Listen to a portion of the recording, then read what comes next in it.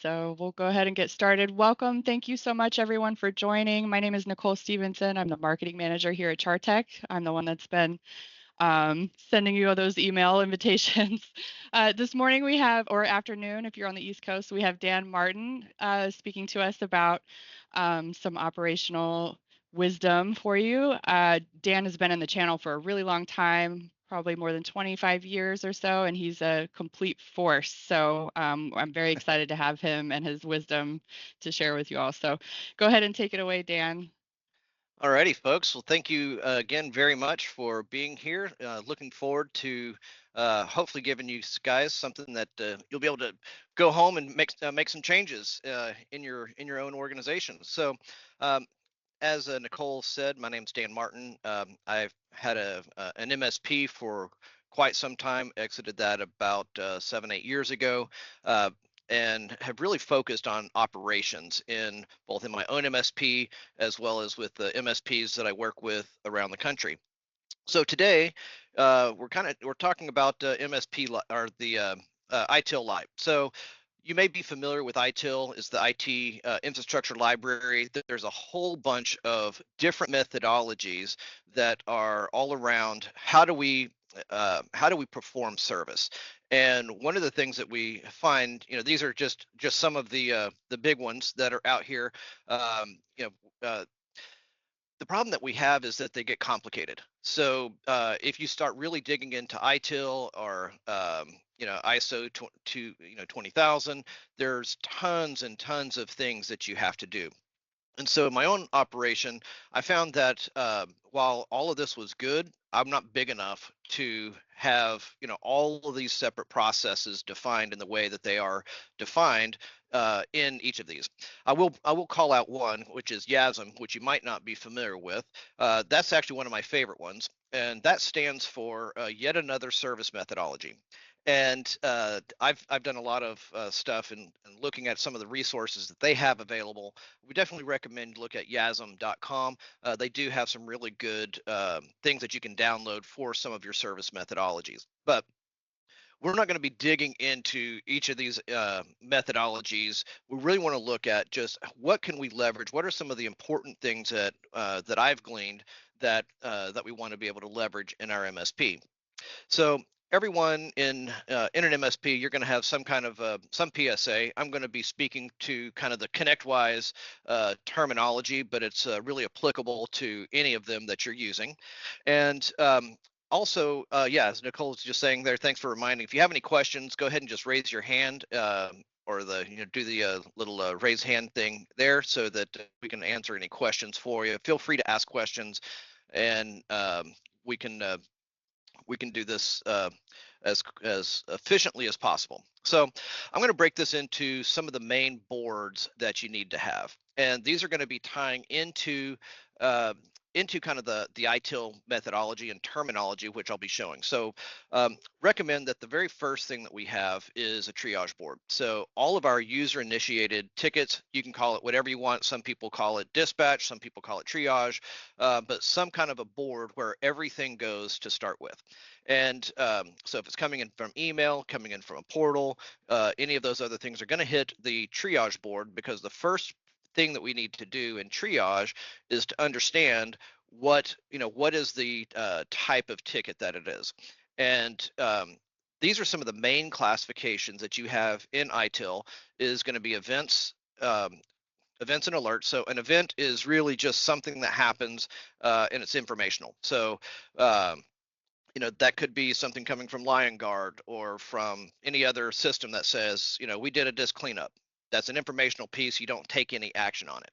An alert is also typically coming from some kind of automation, and is going to something that you might need to take action on. So it could be low disk space. And so that would be something we need to see if we need to take action on. Incidents is it's broken. So if I have a service that I am providing for somebody and it's not working, then that is going to be an incident. Request is really that, can you do this install, move, add, change, like password change. Those are all requests. And then your problems are your bigger issues. So that could be a root cause analysis.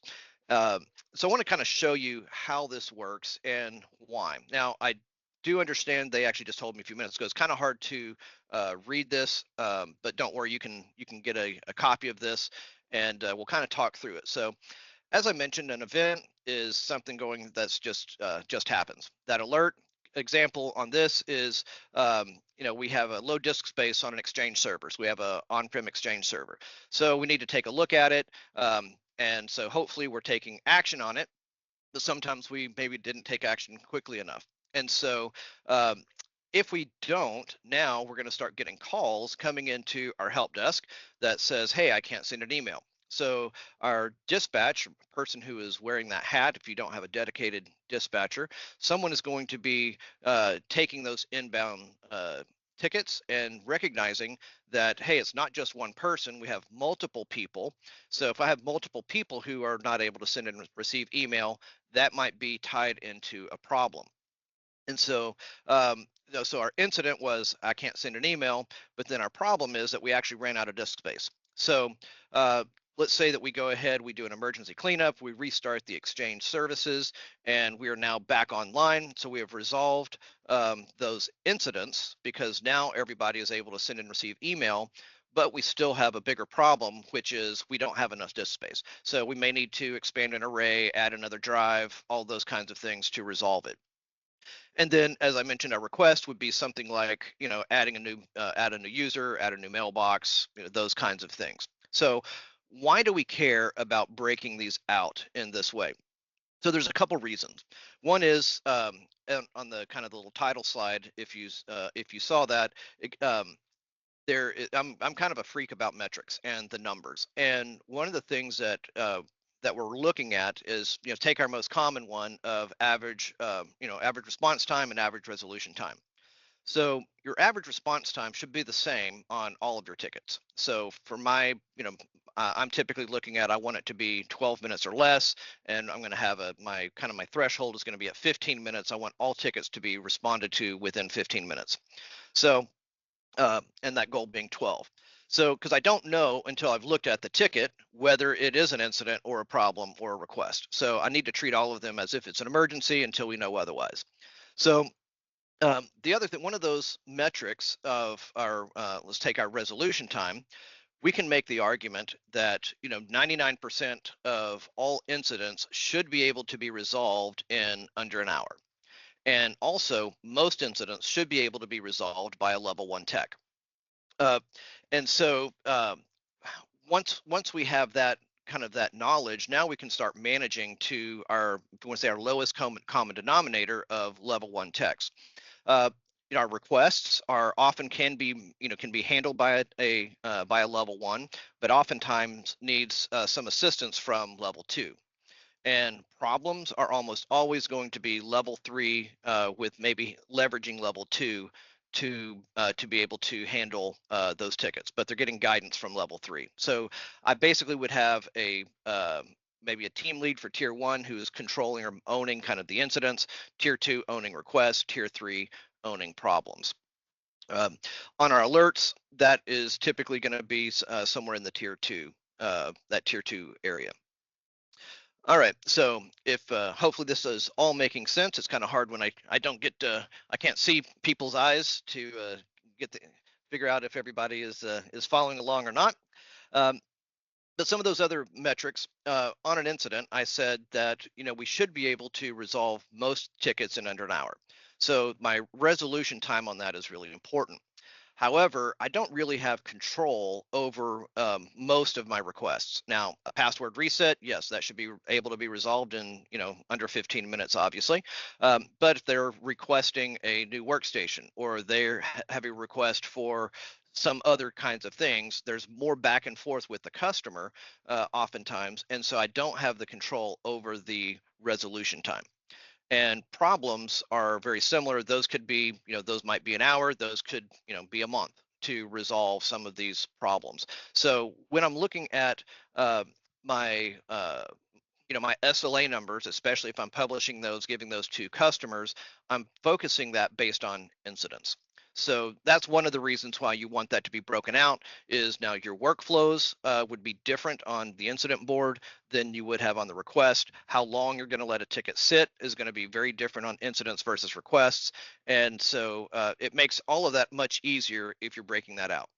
Now, you can get these definitions of incident, problem, and request if you just have like a singular, maybe help desk board and using like the types, subtypes, and items to determine whether or not it's an incident versus a request. But I highly recommend that from a scalable perspective, that you really want to break those out into separate boards. Okay. So, and I realize that I'm going to be going through a lot of this stuff really quickly. You can get a copy of these, and so we'll hopefully I'm not going too quickly here. So, if we're looking at our board, then the next thing that we're uh, once we have our boards defined, then we would have our types. So types, subtypes, and items. So I recommend that we break these out. This is following kind of an ITIL methodology of where we're going to put in maybe the first type is a very generic. So you're going to have a type of application, workstation, server, network. So just very generic classifications. And then your subtype is going to be, kind of that classification. So here you can see on the incident board, we have under application, accounting software, antivirus, email, maybe file sync and share. And then our item on the incident board is typically only just a failure, right? Because it's something is broken.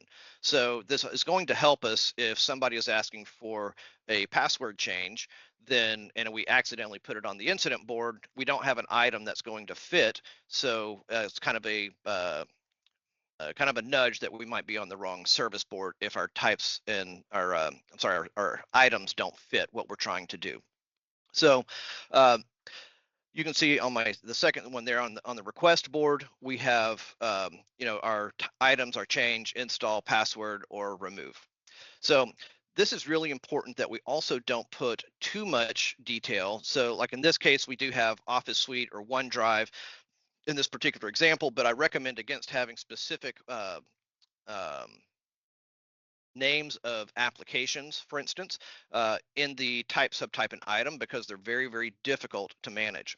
So another recommendation is that under subtype and item, I also have a subtype that's called add new subtype, and I have an item called add new item. So if there is something that comes up that we do need to add, if you're enforcing that the TSIs or type, subtypes, and items are being implemented, that they still have something to select that would make sense so you can go back to it later.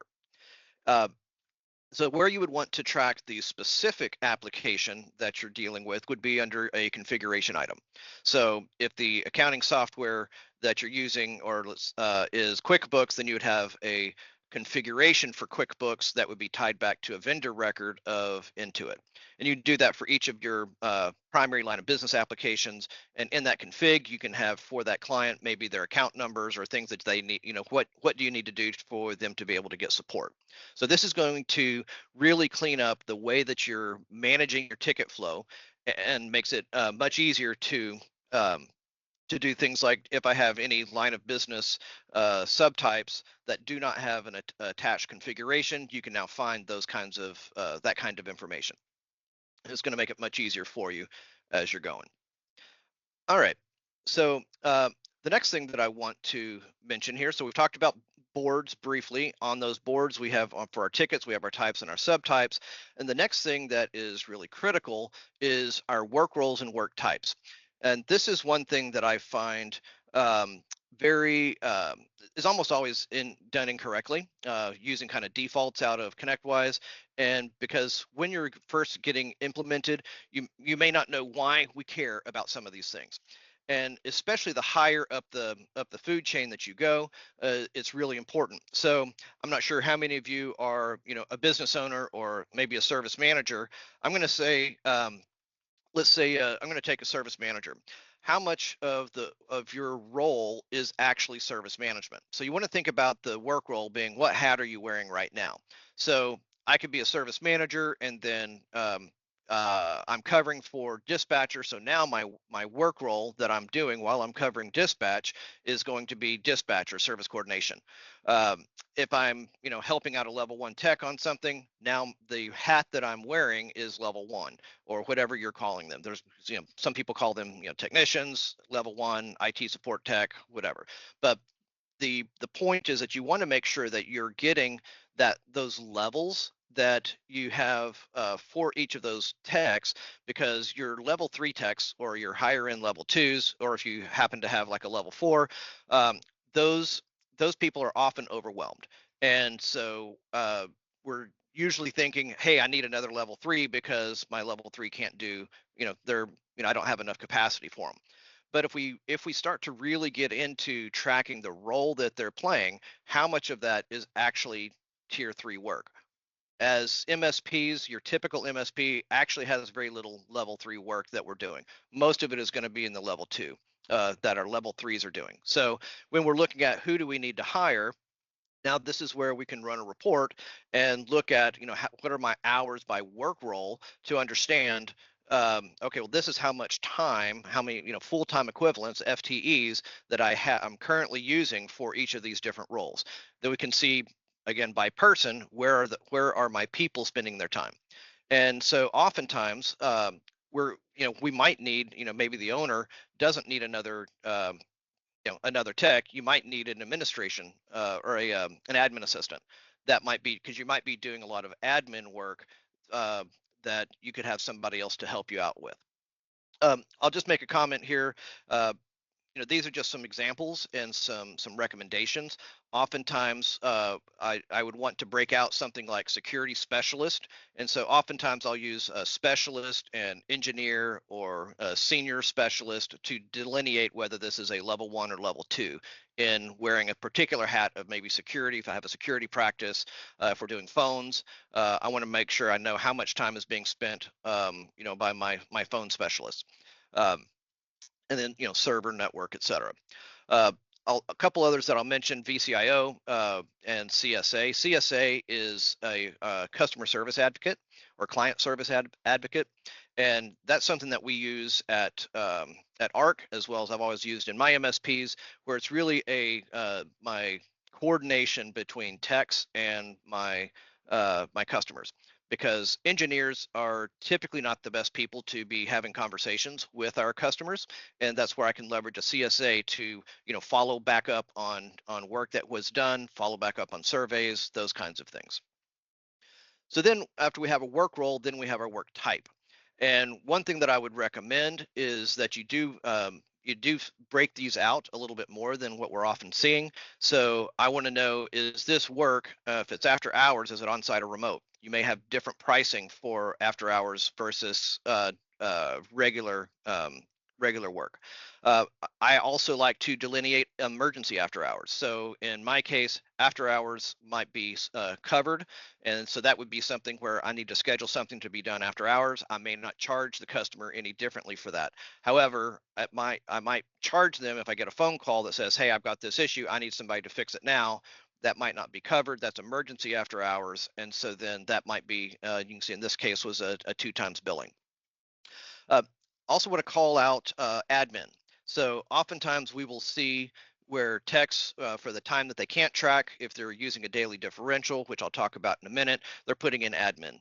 So my argument is that techs never have admin work. They don't do admin work. They are either doing, regular on-site, regular remote.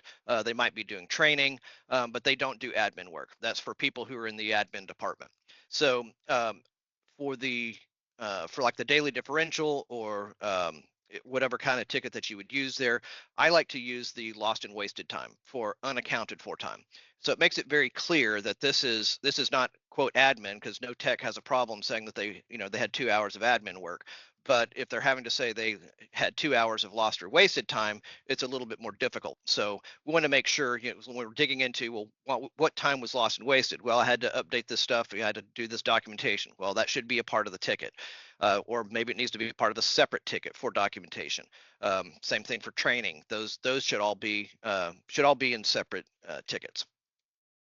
So if you've ever heard me do any kind of a presentation or been in any of my trainings or meetings that we've done, I will never have any kind of presentation, regardless of what it is, that doesn't talk about time.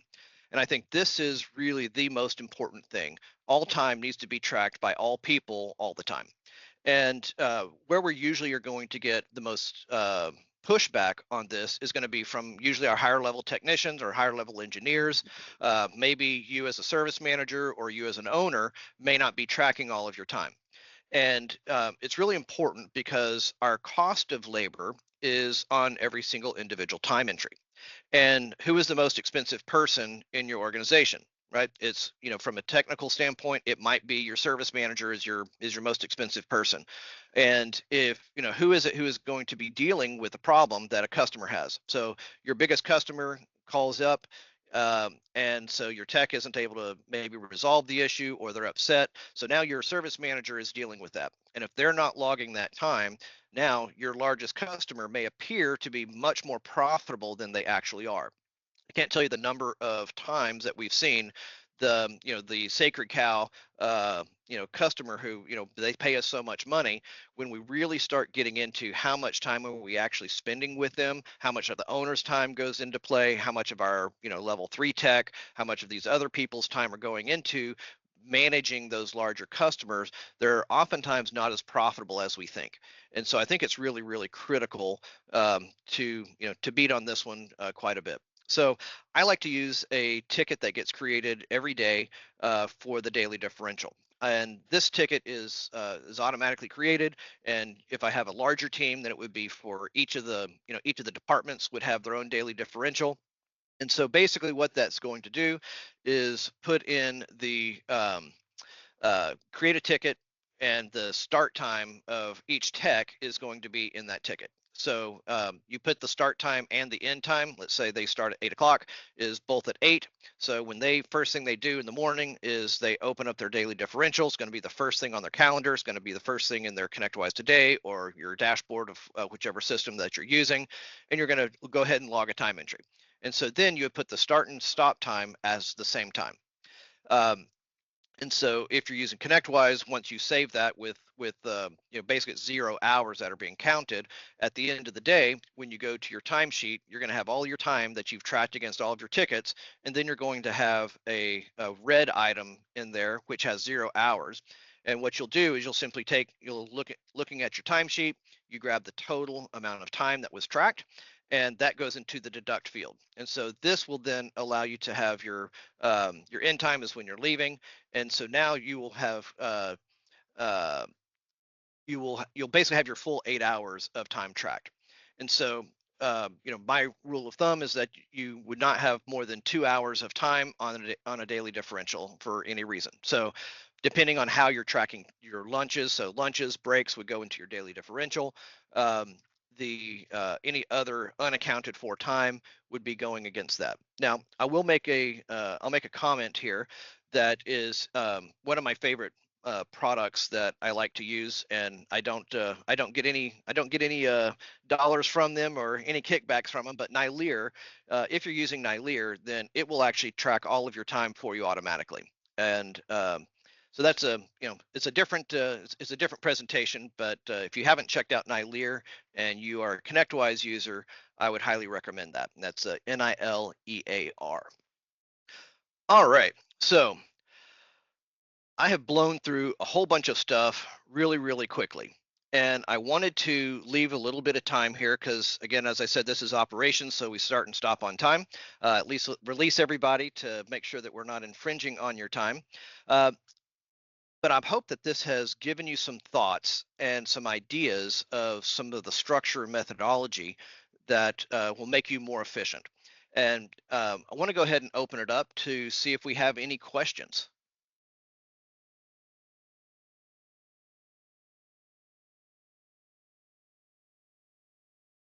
Looks like, I don't know, as have we had anything that have hit in there, Nicole? So, um, If we don't have any questions, again, I hope this has been valuable for you. If you'd like to get a copy of this to be able to read through some of these things that I went through very quickly. Also on Core, we have some like the spreadsheet that I was showing you some samples from for types, subtypes, items, service boards, service statuses. That is all something that you can download. You can also contact your account manager, whether that's Ashley or Tristan. They can also get you a copy of that. And that QR code there is actually my that's my business card that has and you can reach me at dmartin@chartec.net, or that's my Resplendent Data, all my contact information there for email and all that kind of good stuff. Um, so somebody said, let's see here, kind of look over there. Um, a couple good questions. So charge codes to track lunches. So um, I do like to use the daily diff because I don't. The only charge code that I want to ever see personally is going to be for holiday. Everything else should be against a ticket, and so that way it's going to fall into my ticket metrics. And so if I have people using charge codes, again, they kind of get sloppy with those. The same thing goes for for PTO. I have a PTO board for sick as well. So whether it's sick or any other kind of PTO, I always want that to go against a ticket to be able to track that information properly. Uh, so this is a great question. What's the average time that we should expect dispatch, or how many? What is the average we should expect dispatch to triage in a typical day? So if you are really tracking all of your time, it takes about 15, it takes about 12 minutes on average to triage and dispatch a ticket. So you can kind of do the math there. I'm seeing that I would say some of my good dispatchers are handling about 60 tickets a day because some of those are going to be duplicated. They're going to be bundled. Some of those, can just be scheduled out really quickly. Some of those are going to, need some information from the customer or from a tech to get further info. But I'm seeing about 60 new tickets being triaged a day in a high volume, and then they may be able to touch about 100 tickets in a day. Um, What if you're using a different time entry system? So this is always a difficult thing. I have several customers who are using ConnectWise or using Autotask, but they're part of another organization, so they have to use a separate system for time entry. Uh, it is kind of there's not a great answer for it. So really the best thing to do is if you get them putting all their time into ConnectWise, then you can simply export that time. Most of those time entry systems can be imported. That for me is something that's worth paying an admin person to simply re-enter the time that needs to go into a separate time entry system if we have to. Um, do I track project tickets differently? So project tickets, I typically would have done very, very similar, actually. So for me, any request that is going to end up with a quote. So if somebody wants a new workstation, that is going to end up as a project. So any quoted items go through that sales process, or at least goes through the purchasing and acquisition process, and so it would need to go into a ticket. And so, yeah, I would pretty well track those the same way. And for the work role, that is another great question. Oh, hey, Dustin. Yeah, so do we rely on the technician to change for the work role based on the ticket type? So your level one techs should almost never have to change their work role unless it's a difference between like phone or something else. This is where if you're a ConnectWise user, then ideally you would leverage a ticket templates. So you can use a ticket template to overwrite the work role. So usually we'll have, so by board, we can have a template.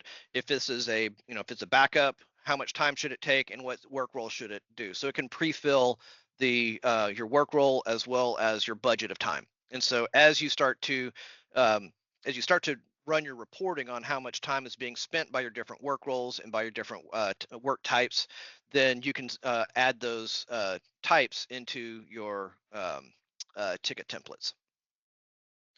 All right. some great questions. Any other questions? Did I miss any?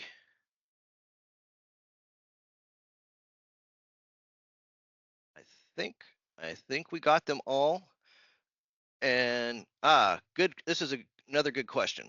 So, what do you consider we have responded? So, um, I want to make sure that the responded time is accurate. And part of my conversation that I have with people is what is responded versus res plan. A lot of people miss using res plan.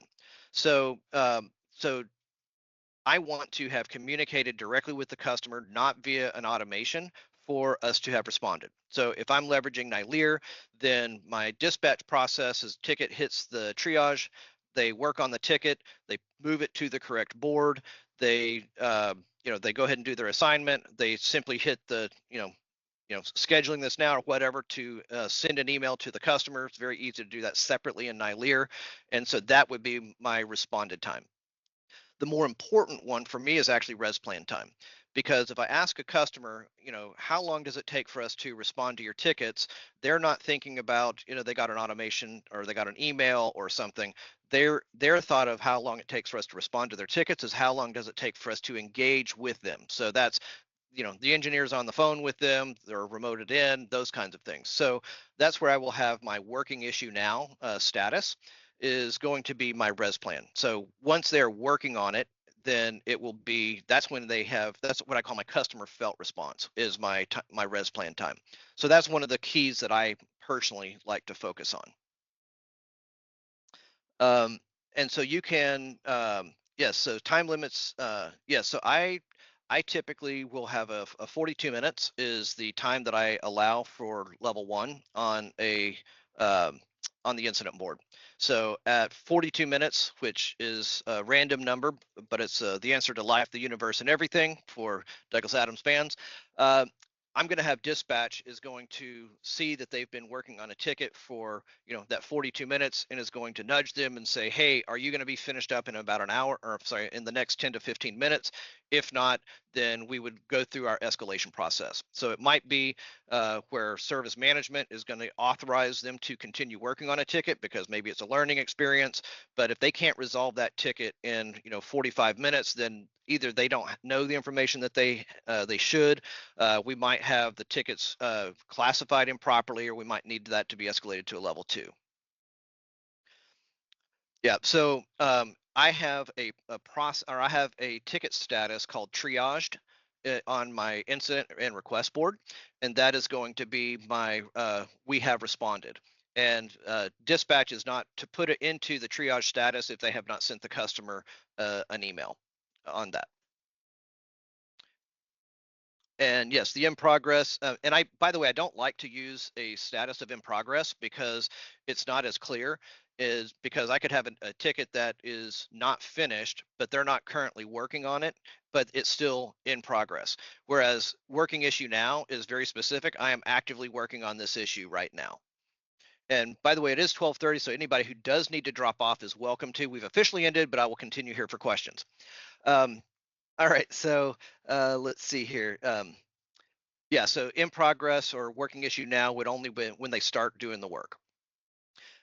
Level one, two, and three, give you a quick definition of one, two, and three for me. And this is something that you would need to kind of, you need to flesh this out for yourself. And we do have this in a document as well. But for me, level one is, and you're going to have different capabilities in level one, but basically level one has the ability to do everything on a workstation. So all of your basic applications, everything for troubleshooting a workstation and the operating system, that should be a level one. A level two should be able to do everything on a server. And so that would also include, firewalls, network devices. Now they may have a specialty in networking, so they may not know the server side or vice versa, but basically they're going to be controlling those kinds of things. Level three for me is going to be somebody who has the ability to architect those. So a level three would be the person who says, this is how the network needs to be architected. Then they could give that information to a level two for them to actually implement what that architecture is that the level three has determined. Um, let's see. So then my ratio of one, twos, and threes, it is going to depend on the size of your organization. But I would say typically you're going to have maybe a good example. I've got one where we have five level ones. We have um, uh, two level twos and one level three. And so it's going to be somewhere in that kind of a ratio. How do you keep your engineers from working on the same ticket when you don't have a designated dispatcher? Hate to beat this one. Nyleer will tell you, by the way. So you can see what ticket everybody is working on. So if I open up a ticket for a particular company in Nyleer, then it will actually have a little banner that says, so and so is currently working on a ticket for this tech as well. And also, as soon as I work a ticket, it's going in progress. And so if I don't have a dispatcher, so the first person who puts it into in progress and hit save, that's the person who is working that ticket. Yeah, and that's a good question. What if it takes them 25 minutes to get a hold of that person? Uh, so that is a very common problem that we have is the amount of time that a tech is spending in trying to get a hold of somebody. Uh, I like to, again, I don't have any affiliation with them. We use TimeZest a lot, which is a plugin for ConnectWise and also for a bunch of others, but it allows you to give them a scheduling request. So my dispatcher, uh, if this is something that needs to have communication with a tech, then they would put it in. They would go into the TimeZest tab and they would send a scheduling request. And so that could be for a 15-minute phone call, a 30-minute remote, 1 minute on site, or 1 hour on site, whatever classification that I need. That customer gets an email. They can then select a time, and I can specify it for a specific one, and or it could be for a team, or it could be for a capability. And then when they select that, it will automatically add that to their calendar, to the customer's calendar as well, to in their Outlook, as well as then book that appointment time on the ticket as a firm schedule inside of the system. So now when you call, they've actually scheduled that time, and so it really makes that communication much better, and it cuts down on a tech having to spend all that time trying to get a hold of them. Uh, and for us, and for most of the companies that I work with, if when they call, if they can't get a hold of them, if it's been prearranged, then that simply status is going to go back to scheduling required, and then the dispatcher will go ahead and re-coordinate that with the customer. And Nyleer is a tool that I'm a big fan of, that is a kind of an overlay for ticket management inside of ConnectWise that is awesome. And it's probably the most cost-effective tool. It's a couple $100 a month, and it really enables real-time time entry, much better dispatch process, and it's really fast. So if you're scheduling out techs, one of the things that I try to do is I want to try scheduling things out into the future. Oftentimes, dispatch has a tendency to try to schedule everything for today or for tomorrow. I don't want to. I want to start scheduling from tomorrow afternoon if it's more important, backwards. So I don't want to start in the morning. I want to leave the morning open for my techs to be able to catch up on something that maybe didn't get finished at the end of the day, an emergency that comes in. So I keep that availability more in the morning, and also and I try to keep that on every morning so that they can also schedule those with TimeZest. And you can put all the rules inside of TimeZest for how much time they have time between tickets, availability, how far out they can schedule. And it's interesting in doing dispatch training how often a customer says, "Hey, I can't print," and so our immediate thought is, "Oh man, they can't print. I better get this fixed right now." But when we train dispatch to say, "Okay, what is today? Today's Thursday. It's like if I was dispatched and say, okay, would Monday be okay? Oftentimes they're going to say, yeah, that's no problem. Monday's fine, or yeah, you know what? Let's just do that Tuesday. And so they will basically give us the option to schedule it out a lot further than what our dispatch would be thinking because of what the issue is. And I've seen that with, hey, my security camera's down. They're like, yeah, I'm going to be out of town. Just schedule it for next week. And so that communication it oftentimes is not as urgent as you think, but we don't ask the question. Um, Chat request is a hard one. For a small organization, I'm not a huge fan because a chat is interruptive. So if I have the ability for, if I'm going to be leveraging chat, oftentimes that would just be for dispatch to be doing, not for a tech to actually work the ticket. Um, when I get into when it's larger, then yes, I can have somebody who is dedicated to be managing chat while they're maybe checking backups or something else that doesn't require them, where they can get interrupted to go deal with an issue with a customer on chat. Um, and it really depends on the customers. I have a couple that, like one organization, they embrace chat very heavily, and so they're using it all the time. But others where we have it available and they just don't use it. Same thing would go for Tixt, which is a texting ticket information. May have one company that uses it heavily, and then nobody else cares. And so that's one of the things that I try to have the conversation with with my customers, because oftentimes the things that I think would be cool and that they would like, they don't really like it. And so I try to kind of work in that kind of work with what their actual needs are. um, Dispatchers to techs, the dispatcher to tech ratio, I usually am going to have a dispatcher for about 10 techs. Is if If you've got 10 techs, that's going to be hitting about 100 tickets a day, because you average 8 to 10 tickets per tech per day. And that's going to be that's a pretty good number. Once you start getting more than that, it's you probably need to have another dispatcher. That's also why I make a difference between dispatch and service coordination, because dispatch is a high burnout. And so a dispatcher is very tactical and can do very, they can just move a ticket from A to B. A service coordinator is going to be spending more time coordinating with the techs, coordinating with the customers. So if you hire a dispatcher, you've hit the capacity of what the dispatcher can do. Now you can hire another dispatcher, and maybe your seasoned dispatcher now becomes a service coordinator, so they actually have some kind of a growth path, to where they can now start doing coordination. A good service coordinator will take a huge load off of your service manager. So they can take probably 25 to 30% of the work that a service manager does can be done by a good service coordinator. Um, and this is also a good one. Should a dispatcher have entry level IT knowledge? Um, it uh, it can be helpful, but can also be detrimental. I usually prefer to find somebody who's really great on the phone and friendly, because as soon as they have some of that level, if they're wanting to be a level one, then they start to problem solve, and I don't want my dispatcher problem solving. So the only questions that they should be asking are the things that I've templated out of, have you rebooted? Is this affecting other people? Those like basic things. But I don't want them to start trying to solve problems.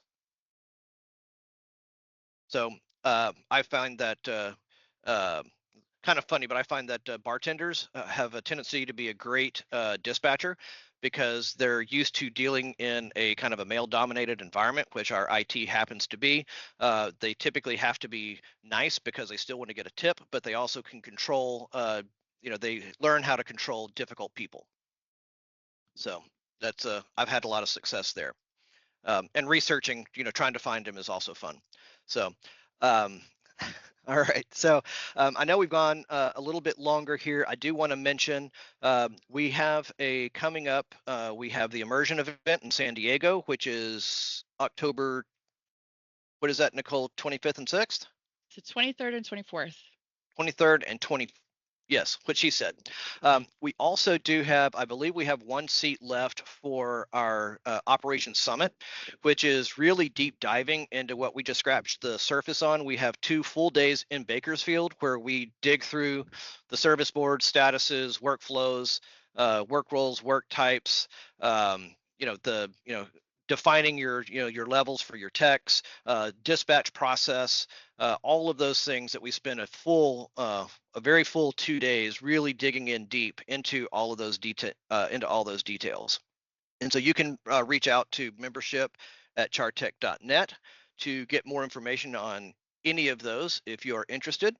Um, and yeah, so I really appreciate you guys kind of sticking through here to the end, or past the end, and I hope that this has been of value for all of you. So thank you very much. Dan, thank you so much. That was excellent. I just want to add a footnote. If anyone is interested in immersion, you've been thinking about joining, but have been kind of on the fence about it, we do have a few open free passes that we can give out. So just shoot us an email at membership dot or at chartec.net if you want to secure a seat, and we can get you a free pass for that.